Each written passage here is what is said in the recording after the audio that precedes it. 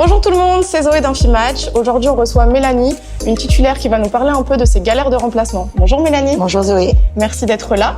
Est-ce que tu peux te présenter un petit peu? Avec plaisir. Je suis infirmière libérale depuis août 2021.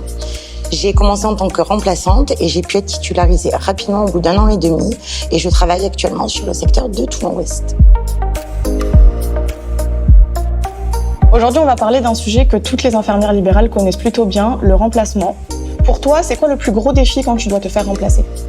En fait, c'est de trouver la remplaçante qui soit comme moi, qui ait les mêmes convictions que moi au niveau des soins et surtout qui soit vraiment autonome, sans pour autant nous appeler toutes les 5 minutes, être dérangée sur nos repos, parce que nous, on les dérange pas sur le repos et nous, bien souvent, on n'a pas vraiment de repos.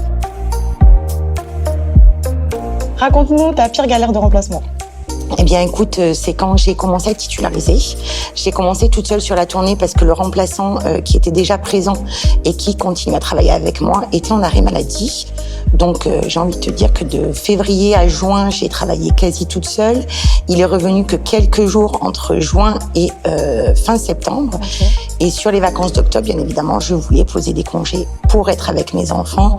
Et la veille des vacances, il m'appelle un soir à 20h pour me dire qu'il ne pouvait plus travailler.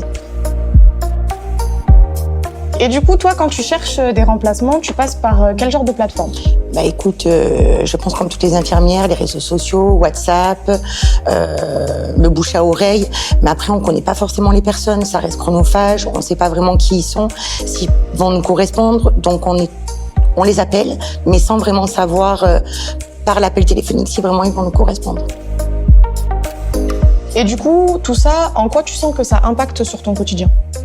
Ça impacte grandement, étant donné qu'on est toujours à l'affût de se dire, de pas se faire mal, d'être toujours au travail, toujours derrière notre téléphone.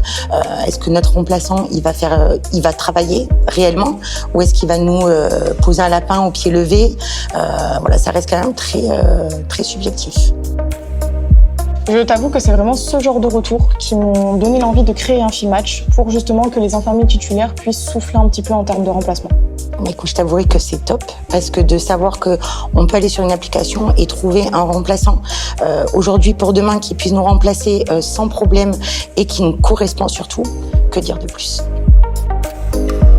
Eh ben écoute Mélanie, justement, on y travaille. En tout cas, merci beaucoup d'avoir partagé cette vidéo avec moi, d'avoir donné un petit peu ton ressenti sur les remplacements. Je te dis à bientôt. À bientôt.